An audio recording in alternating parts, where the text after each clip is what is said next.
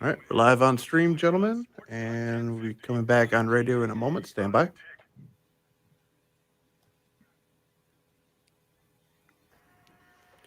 Live on the radio in 5, 4, 3.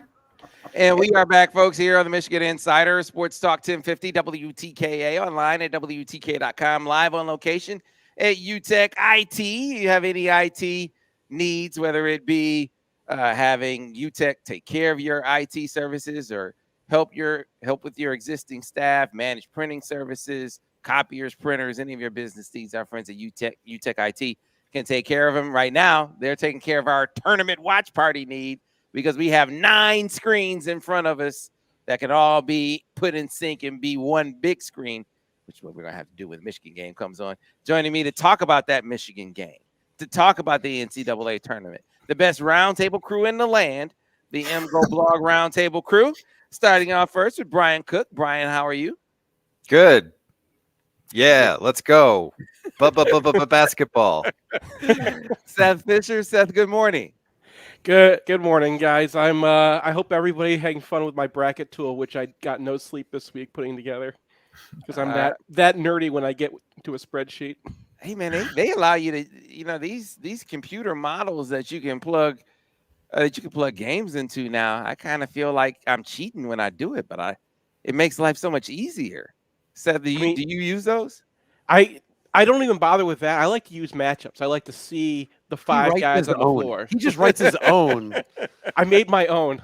Yeah, but it's not like it's not the math part. The math is just averaging out like other people's things. Like I got Ed Fang's numbers in there and stuff like that. But what I like to do is see the 5 guys and then see the other 5 guys and be like, okay, well, do they have a really good defensive wing who can shut down the one guy who can score on this team? That's how Wisconsin. I pick my bracket. Of course, you nailed that one. Yeah, the round table crew is not complete without talking about the venerable Craig Ross. How are you this morning? I'm doing great. It's I've heard the weather's changed in Ann Arbor, which is nice. It's real nice here. I'm in Hawaii. Look at that, Ira. He's in Hawaii. Well then.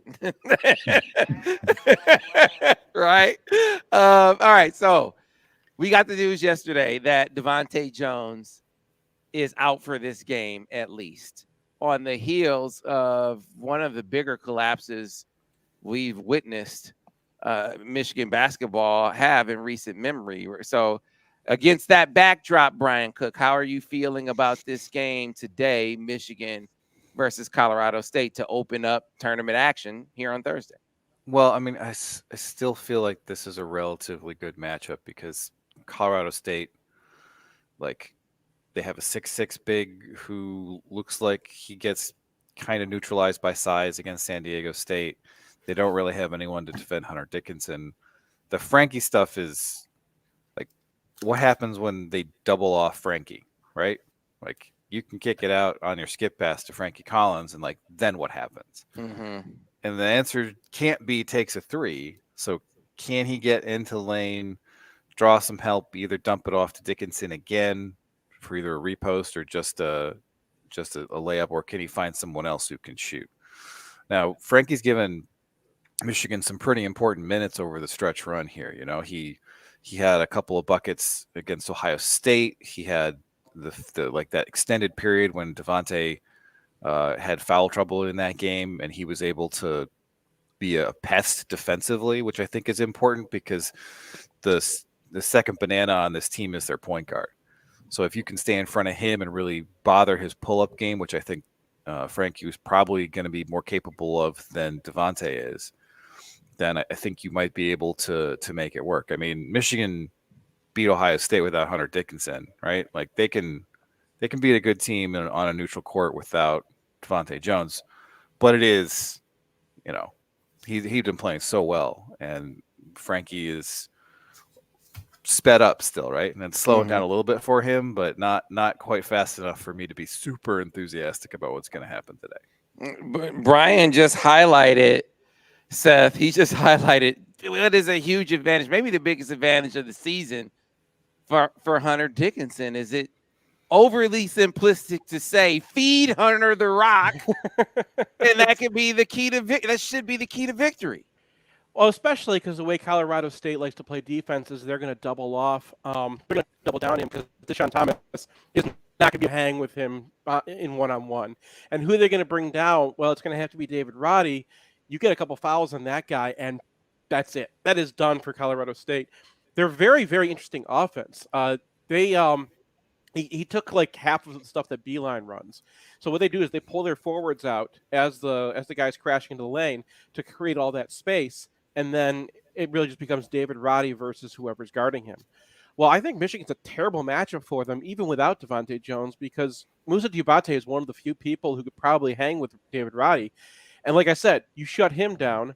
All they got is their point guard, Isaiah Stevens, and Frankie kind of helps there a little bit. Like this is not a team. They're a very Beeline-like team, and Beeline teams struggled against teams built like Michigan is now. It's weird, like how quickly we've turned around. But this is the sort of team that I think Colorado State did not want to face.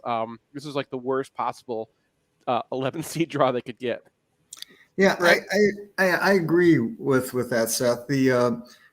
I thought I listened to Brendan Quinn's talk earlier, and he thought the game was a toss-up, or that Michigan might even lose, if I heard him correctly, pre the Devontae injury. But then you look at Colorado State's schedule, and they played 5 games against teams that Michigan had played.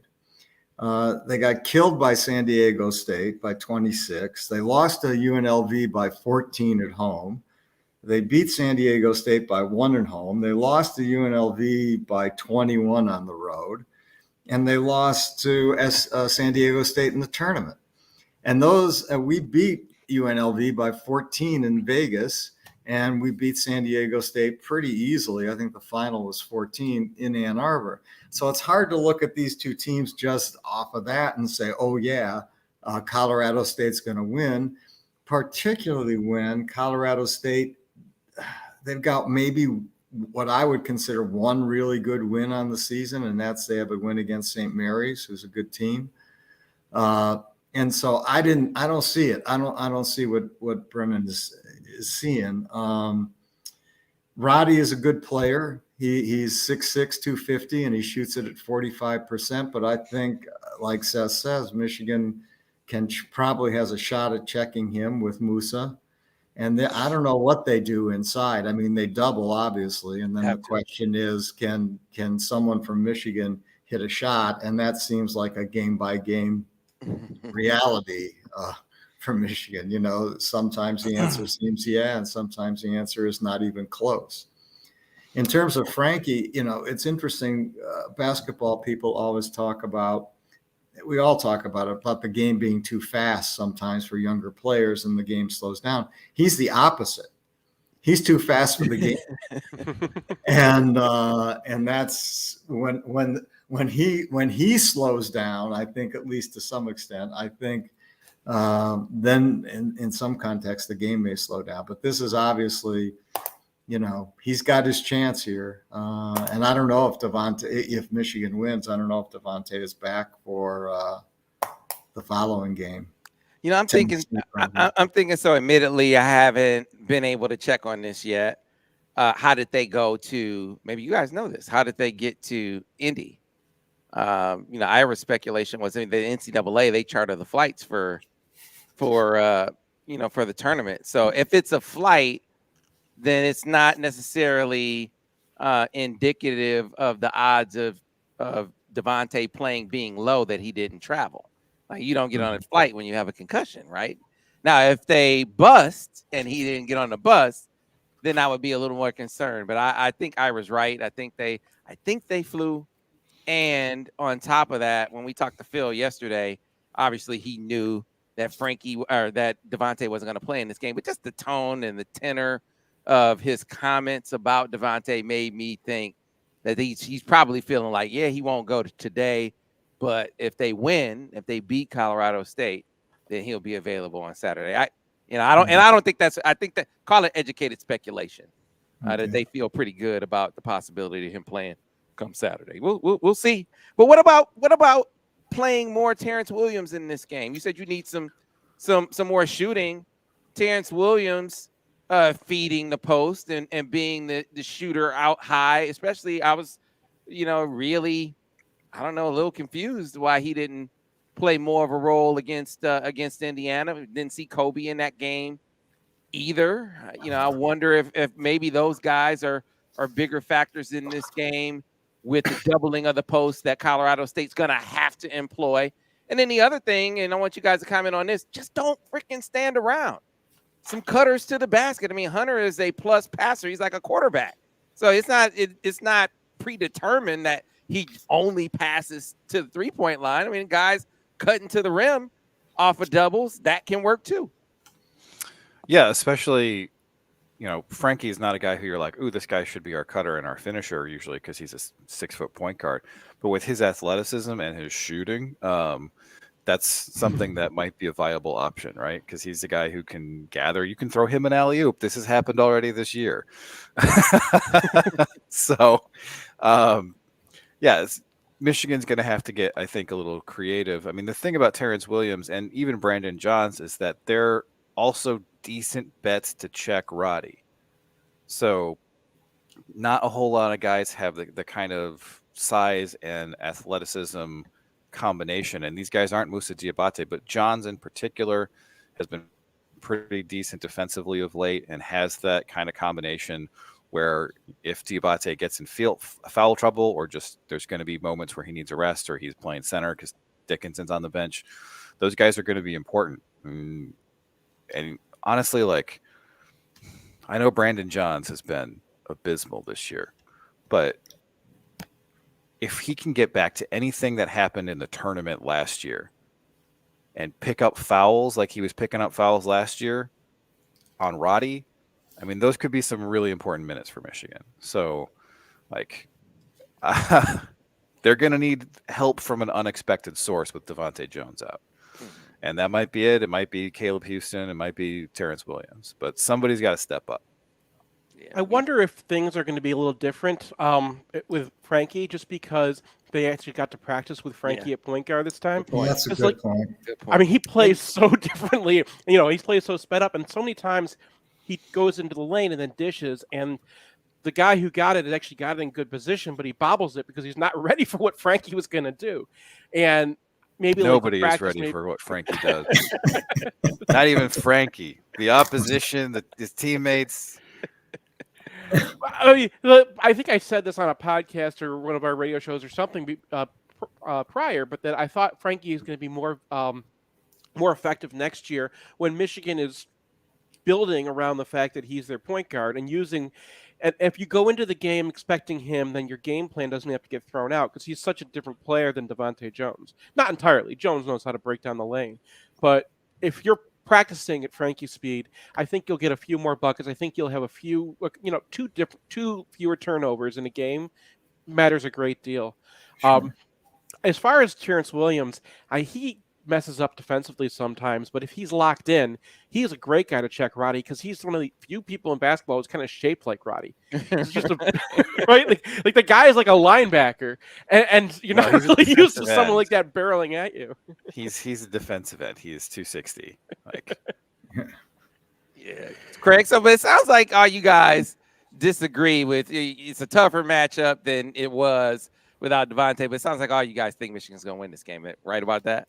Well, I don't want to disrespect Colorado State, but one thing that I think plays into is that Michigan's in Indianapolis and they're playing an altitude team, right? So the altitude teams have a major advantage at home. They're usually a little overrated when they get to the tournament and they play away from where their home is. And I do think that sort of the overriding thing that gives me confidence here is that Diabate versus Roddy is a matchup that Roddy hasn't anticipated. And if you go back and you look at what Roddy was doing against San Diego State, he was throwing up just garbage, and it was Geo Baker on a good night. But if he's taking those kind of shots over a 6'11" guy, I think Michigan wins. Okay, Seth. Yes. I mean, when I'm making my bracket, I thought about putting Colorado State above Michigan, partly because I'm in a bracket with a lot of people from Michigan. So, you're going against a lot of people are going to overrate the home teams. That's always like one of those bracket exploits and a good way to pick up some cheap points. And Michigan, and I don't think either one of these teams is going to get past Tennessee. So it's cheap points. But when I look at the two teams and I'm trying to guess who's going to win, I would say 60-40 Michigan, plus the fact that Michigan lost their last game. And as we all know, Right. there's only one stat you need for Michigan is did they win or lose the last game. So there you are. Death, taxes, and win-loss for Michigan, right? Those have been constants. Craig, sounds like you buy Michigan winning this game. Yeah, before I came on, I was thinking no, but I've sort of talked myself into it. I sort of talked myself into a Michigan win here. I just look at Colorado State's record, and there's just not that much in it that is regardless of the wins. That's all that impressive to me. I mean, you can't keep beating bad teams and losing to decent teams as they have and assume that they can really play. Roddy is an interesting one too. He is a 45% shooter from three, which is right at the top of the country. Right.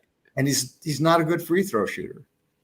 He's he's a 70% free throw shooter, so it's not he's terrible. 69%, so he's worse than me if I go out tomorrow. Okay. So it's not a good free throw percentage. It's below average. And I think 71% is an average. Roddy's one of the most interesting players in the country because you go on his synergy profile and he's 90th percentile or above as a post-up guy, a pick and roll ball handler, as a off the dribble jumper guy, and as an ISO guy. And I can't imagine that there's anybody else in the country that has a reasonable number of possessions in all those situations and is 90th percentile or better. So he's extremely skilled. He's a problem for almost everybody in the country, and I think Michigan is maybe the worst matchup for him as long as Diabate stays out of foul trouble. Yeah. So I no disrespect to that guy. I think he's an amazingly fun basketball player. I'm hoping that Michigan has the answer. Yeah, we have Phil Martelli, as you guys know. We have Phil Martelli on every week. He was on yesterday. He said, he's EJ Liddell and Keegan Murray, and you throw in Ron Harper Jr. It's like, wow, is this guy going to be the first pick in the draft? I mean, he's all those guys.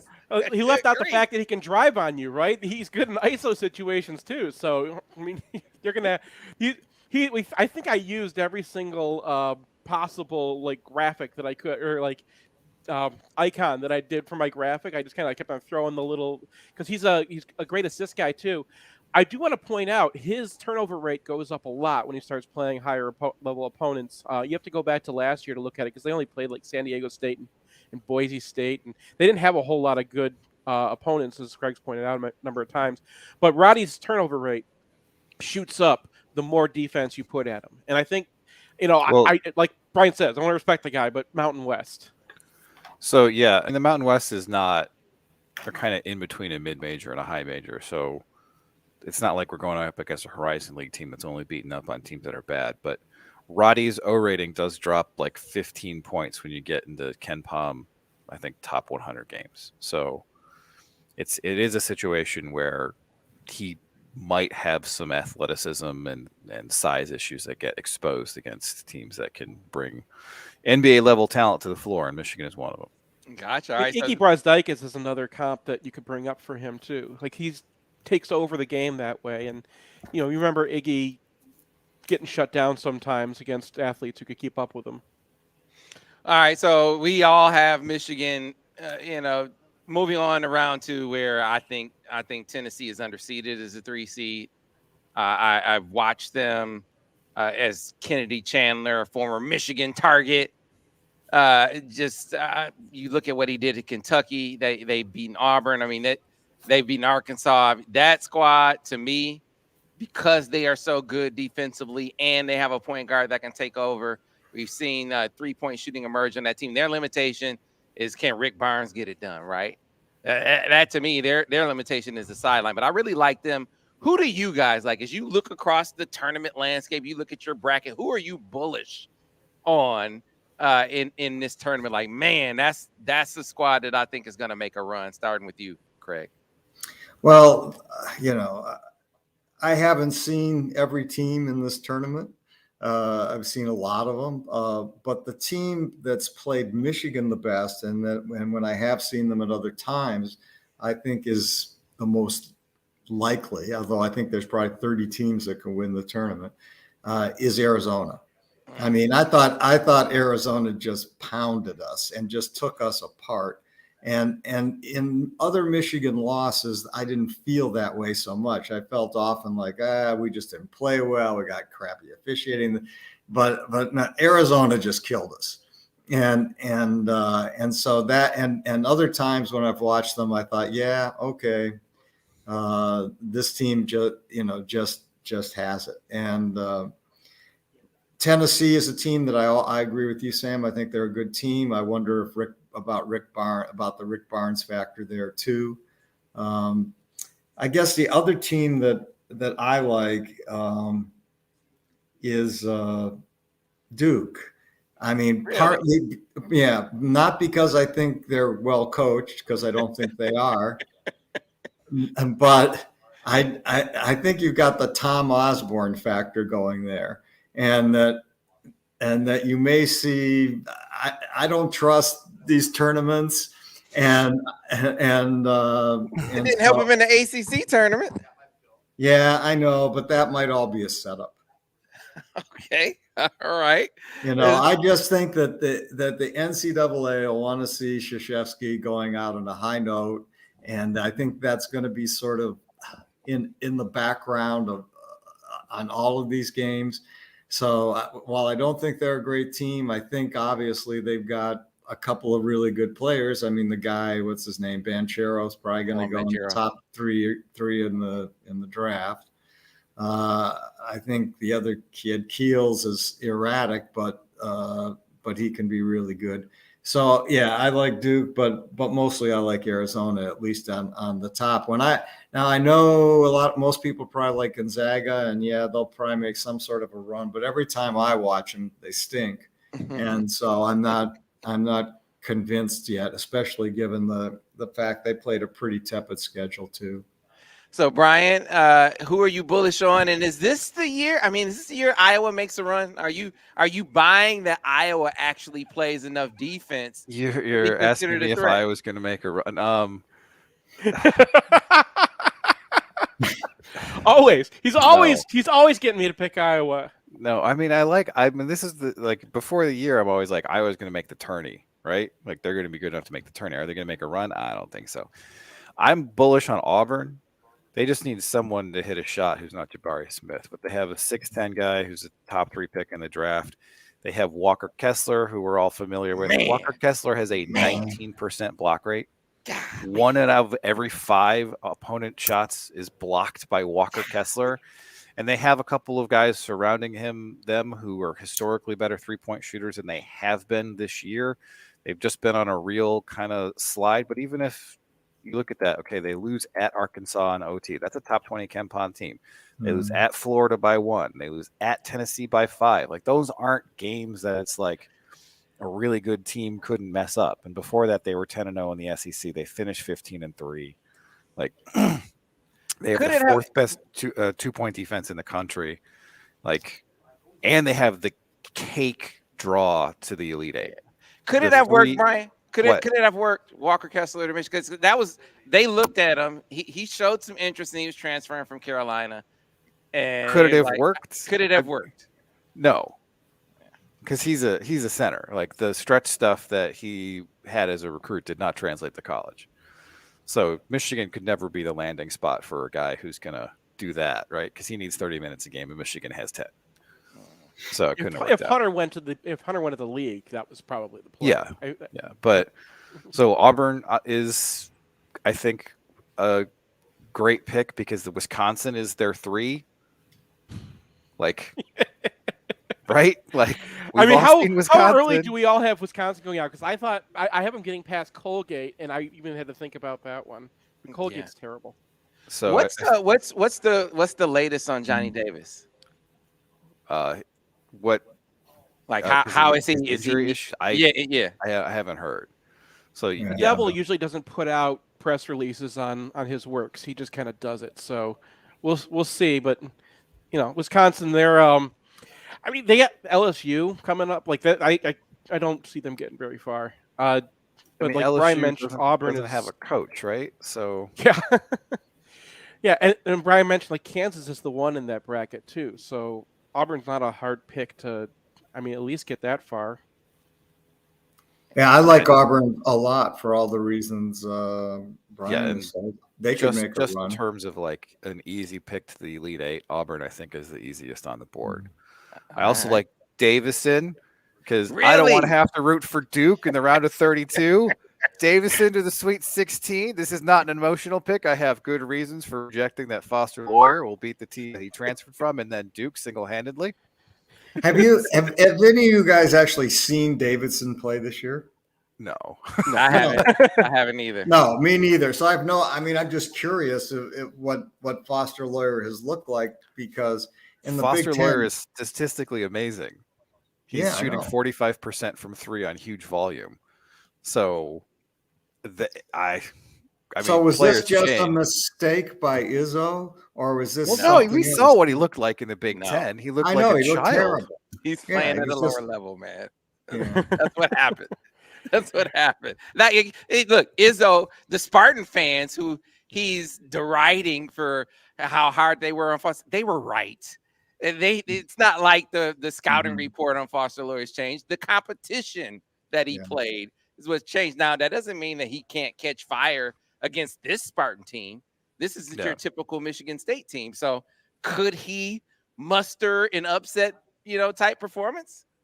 Yeah. Will I predict that? No. Ira, I know he came in this week talking about the Richmond game, right? Ira Richmond Davidson. He said, man, Richmond athletes were giving Davidson problems. So if Richmond athletes were giving Davidson problems, won't Michigan State's athletes give them problems? That's how I kind of see this one going. Here's one factor for that game is that Davidson's only a couple hours. It's a less than 2 hour drive to Greenville. So I think there's going to be some Davidson fans in that building. I think that they're going to maybe outnumber the Michigan State fans, and I think that Tom and all Izzo, the Duke fans will be pulling for them too. So Right. it'll be a hostile crowd. Right. But also, Tom Izzo, the bigger the game, the more he tries to take over. And that means he starts playing his worst players and tries to be more Tom Izzo. So, like, as the stakes go up, the Tom Marcus Izzo Bingham's effect. going to get 6 minutes in this game. I hope Tom Izzo coaches forever. It would not be the same. The college basketball life would be the same without Izzo. I need to go back and revise my Iowa take. Yeah, okay. I do think they're going to the Sweet 16. Okay. Because they have maybe the worst ranked Ken Pom 4 seed of all time in Providence, who's the luckiest team in the country, won a ton of tight games, isn't actually very good. And they have a very, very low ranked 12. So, like with Keegan Murray, I think that guy just overwhelms those two teams, and they get to the Sweet 16, and then they get nuked by who's their one seed? Kansas. Yeah. I don't know. San Diego State's in that bracket too. I think I had San Diego State upsetting Kansas for that one. That's not a bad shout either. They have the number 2 defense in the country. They're very long. They're athletic. If they hit some shots, the problem is their offense is we saw it, right? Not good. Yeah. Going back to Providence quickly, their point guard is Al Durham, Aljai Durham. Do you remember him from? At Indiana. Yeah. So that's the guy who's running their offense. The Big Ten's seen that guy before. Yeah, I always liked him though, but the numbers are the numbers. All right, so we need to squeeze a break here. When we come back on the other side, Seth, I want you to say who you're bullish on and give me which Big Ten team you think gets the deepest. And we got to get some Michigan hockey in because they exercised the demon. Michigan women's basketball hosting tournament action coming up on Saturday. A lot more to get to on the other side here on the Michigan Insider on Sports Talk 1050 WTKA. The Ticket. Clear. Man, Denard is back in town. I saw Denard yesterday. Oh, yeah. Yeah, man. It's like, yeah, Denard is back. Lace is back. So no, it was good to see him. It was good to see him. Man, I wonder what preschool his kids are going to if we could transfer. Yeah, he said, man, when I was at Jacksonville, every time I touched the ball, the Lions fans were cheering for me. He said it was the craziest thing. He said it's like this Michigan thing. It's like this is home. This is absolutely home. I think the dude's gonna be. I think he's gonna be the kind of presence in the recruiting department that Court was gonna be. That Court was gonna be. So, he doesn't have Court's sort of recruiting connections, but power of personality, he'll pick them up. Yeah, Court's got 10 years on him or more. Right. Like 10. Courtney's my age, but yeah, Denard. We did that podcast with him on the 2011 season, and he was talking for a while about like his son watching the Michigan games and like down here no one knows. I mean, he's from Florida, right? Like that's his hometown, and he's like down here no one knows Daddy. No one's like they see me in a Jacksonville Jags and they don't even know that I'm part of the team, and like so he. But he fights Michigan fans all the time who come up to me like, your dad's Denard. He's like, so yeah. I'm really one of the greatest people to come through the program, man. And like, as him recruiting for us, I think that's going to pay dividends. Super genuine dude. He said, hey, if it's me, if I got to choose one running back to pick up a blitz, he said, who you think I got? Vincent Smith. Exactly. That one wasn't hard. Give me Vincent Smith. Any running back, you can give me any Michigan running back whether he played with me or since. He said Hassan Haskins is a dog and all that. I want Vince Smith. That's who I want. He said he told Borges that. Give me Vincent Smith. And they had Thomas Rawls and some other bigger guys, and give me Vince Smith. So, Vincent Smith couldn't have weighed more than 180. I mean, it's pretty. If that was Smith's thing. I mean, that and the finger guns was like, okay, that's not a hard one for us. Yep. Yeah, it's funny how like those guys, because the Rich Rod era doesn't bring up a whole lot of love from Michigan fans, but it does not. But like those guys are some awesome dudes. Like the guys that Rich Rod recruited, for the most part, are like very beloved people. Like I'm thinking Roy Roundtree. Like anywhere he goes in Michigan, people are excited about it. Like Vince. They have some just really cool dudes who came through the program around then. Yeah, that was a great pickup. I don't think it's as great as Borges thinks it. Borges is like that's the best hire Harbaugh's made since he's been there. It's like, come on, Al. I don't know. That's your dude. He hasn't made a better hire than this. I mean, he was the quarterback's coach when Denard was quarterback. I mean, he was like Jerry Hamlin thought Harbaugh was a good pick too. I don't think Al Borges could do a cartwheel if his life depended on it, but he'd do one for Denard because he was like, man, this is gonna make a difference for Michigan. All right, Al. All right. Was like, all right, put him under center. Let's go. I'm gonna tell him you said that, Seth. I'm gonna tell him you said that. By the way, he said, "Hey man, he wants you to come to a film session next year." I'll do it. He said, "Tell Seth to come to a film session." Absolutely, I'd be down for that. I'll even keep my mouth shut. He doesn't want you to keep your mouth shut. He said, "Hey man, that dude knows enough to be dangerous." So no, it'll be fun. But regardless of anything else, I think Al is a good guy, and he, he knows football. That's for sure. I mean, you remember his relationship with Heiko. I remember getting in the car after the Ohio State game in 2012, which was terrible offensive game plan, and we were going to say some things about it. And Heiko got in the car with Ace and me, and he was like, all right, what are you guys going to say? Because, like, that's his boy, right? Like, that's his buddy. Like, yeah. And Ace was like, well, I just wrote a one-line gamer, so you can read that and see. And then you could see Heiko, like, pull it up on his phone, and, like, his face just falling as he's looking at this thing, like, What's Heiko doing these days, by the way? He's curing cancer. Oh, that's it? Yeah. Yeah. What do you think that guy was going to do? You know, he could Going do back from break here in a moment. Stand by. he could do the Grant Newsom. Grant Newsom, I gotta write this. So the Democratic Party wanted Grant Newsom, and who else wanted him? There was a like I think a Fortune 500 company that wanted him. He turned them both down to coach. And Jim's like, "Are you sure?" All right, here we go, guys. Stand by.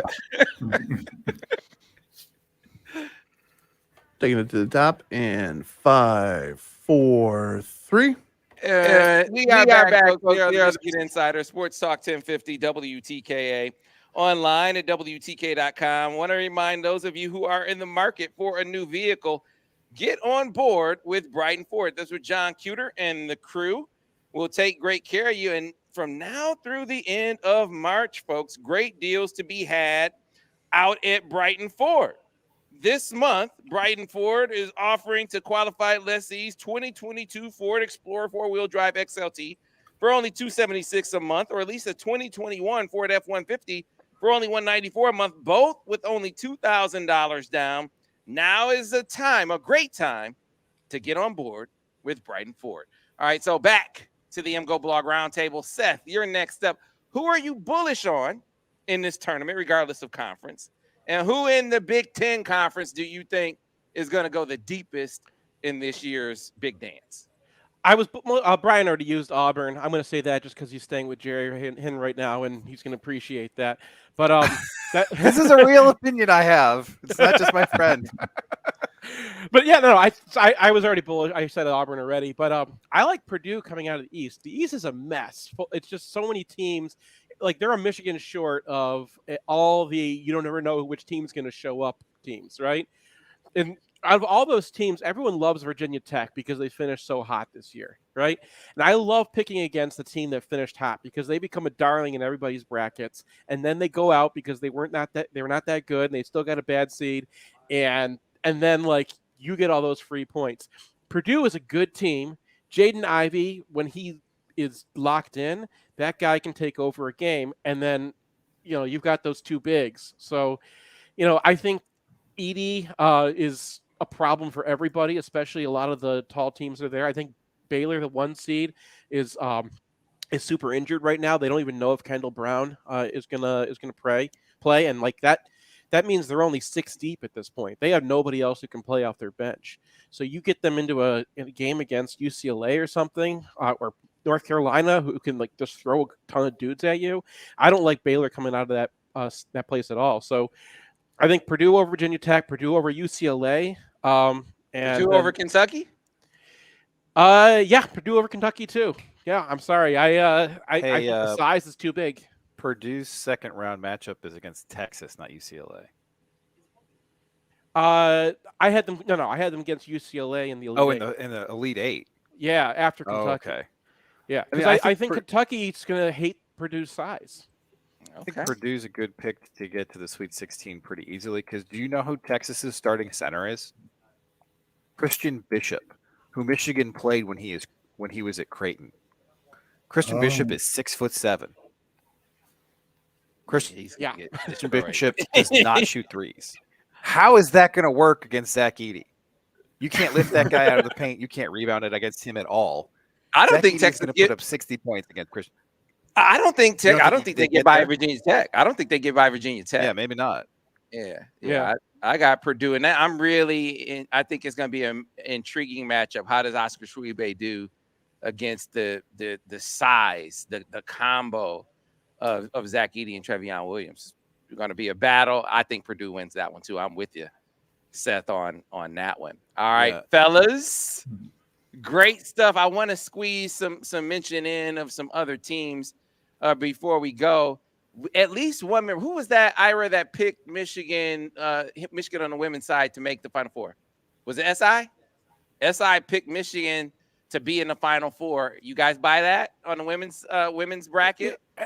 How is Haley Brown feeling?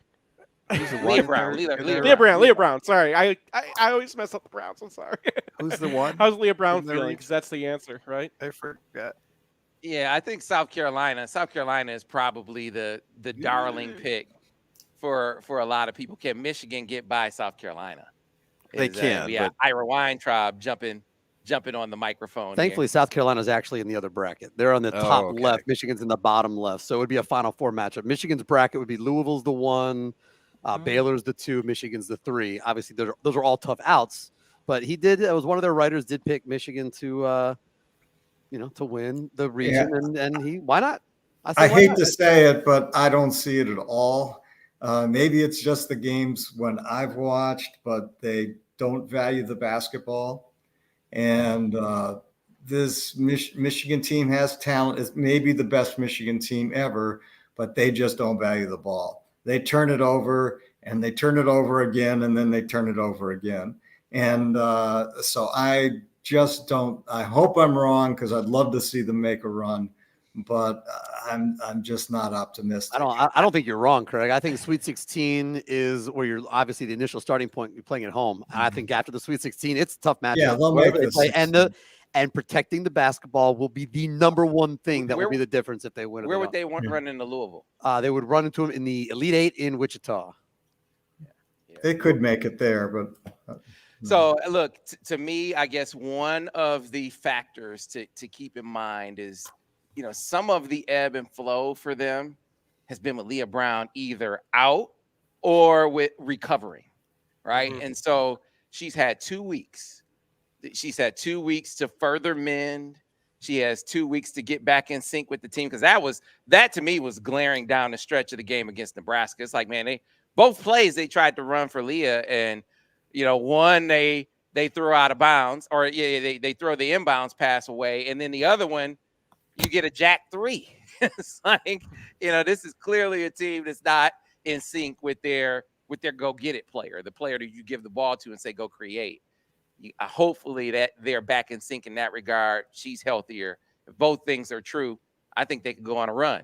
Hockey, Brian Cook, looks like they have exercised, from my outside novice perspective, they exercise the only demon that I saw. They're talented. They have veterans. They've been tested. Their depth. They've built it even. They're even deeper after they had their guys go off to the Olympics, and we saw some other guys really emerge. This team has everything to be the champs. Yeah, they do. And honestly, that Notre Dame game was not a whole lot different than the other Notre Dame games. Michigan dominated in terms of territory. Notre Dame made absolutely no mistakes. And there was just a couple of turning points. One was that 5-on-3 where Michigan rings the inside of the post, and you're like, oh, here we go. But they shut off the spigot for Notre Dame. And so Notre Dame doesn't do a whole lot offensively unless you give them transition opportunities based on neutral zone turnovers. And Michigan, I don't know if they gave up a true odd man rush in this game. So they beat Notre Dame at their own game. They were content to put the puck down and chase it. And they got a great goal from Brisson to go up ahead, and then they shut the door. So Notre Dame had a total of 4 shots in the third period. And after that game, if you go look at goals per game average allowed, Michigan is on par with Notre Dame. It's 2.1 goals per game each. So I think the kind of perception we had about what Notre Dame was able to do to Michigan was probably a little bit off, but it does emphasize the fact that a single elimination hockey tournament is just terrifying. One thing, Michigan has a home regional for basketball this year. They will be playing in Allentown, Pennsylvania for hockey. And Mel Pearson, who nobody on college hockey Twitter likes anymore because of the Western Michigan cancellation, said at his media availability, he campaigned for the regionals to go back to campus sites. All of college hockey Twitter is like, yes, please. Going to a 3/4 empty arena in the middle of nowhere is not good for the sport. So does this have a realistic chance of happening soon? Could this be in place next year even? No, because they have regional set up for like the next 3 years. But more and more people are talking about it, and it is unfathomably arrogant for a college hockey tournament in the era of COVID, where most of these teams are not making money, to pass up the opportunity to have 4 packed rings instead of what we have now, which is a joke. It is the worst tournament in sports. It needs to change. Amen. I mean, I'm glad we can't talk about this enough. I mean, you have 11 of 16 teams in this tournament that are Ann Arbor or West. Hey, man, here's why I'm laughing. I want you to finish, Craig. The disgust that you're expressing, Brian, is like so in lockstep with Spath is like ready to swear on the air every time he talks about the college hockey tournament. It's terrible. This is ridiculous. He says they're stupid. Sam, this is the dumbest thing that the NCAA, one of the dumbest things they're doing, echoing the sentiment that you just expressed, Brian, which brings me to the point of, if everyone feels that way, how did they get to the point of getting away from campus sites to begin with? Well, what happened is that Yost hosted twice. And that Michigan was not a 1 seed for any of those, and they came out of those regionals in some of the most electric sporting events I have ever been to. Yes. And they were like, that's unfair, so we can't do this anymore. Maybe it was a little unfair, but the solution was not to go play in Nowheresville, like Loveland, Colorado. The solution was to let the top seeds host like they do in baseball, like they do in women's basketball, like they do in almost every other NCAA sport that is not football or men's basketball, which do have enough fan base traveling support that you don't need to do that. But we're talking about hockey here. It's time to have some humility, and it's time to let campuses host. Yeah, absolutely. You're right. I mean, the best sporting event I ever saw in my life was a doubleheader in Ann Arbor in hockey. Ohio State played Michigan State in the first game, and Michigan played North Dakota in the second game. It went till about 2 a.m. And that was, it was just electric top to bottom. And there's no reason why college hockey can't say the regular season means something. And we're gonna play these events, and they're going to be 2 out of 3s maybe as you get towards the end, as opposed to one games at the end, and all of a sudden you may make some money. I don't know if the 2 out of 3 thing is ever going to happen, because most schools who play hockey are not going to want that. They're going to want the one-off because it's more random. Because that's how you get Union and Providence and Yale winning national titles. So, well, yeah, I mean, which I don't think, and that's why no one cares. That keeps on winning. So yeah, but that's why no one cares about college hockey, because Union and Quinnipiac are going to win a national title. I mean, I was saying before, you got 11 of 16 teams in this tournament that are from Ann Arbor or West, and the highest rated team in this tournament is probably going to be Quinnipiac at around number 7 from the East, and we're going to play in Albany, Worcester, and Allentown. I mean, you're better off playing in Allen Park than Allentown. I mean, well, at some point you do have to point the finger at Michigan's athletic department too, because they should be bidding at Toledo's ECHL arena every year.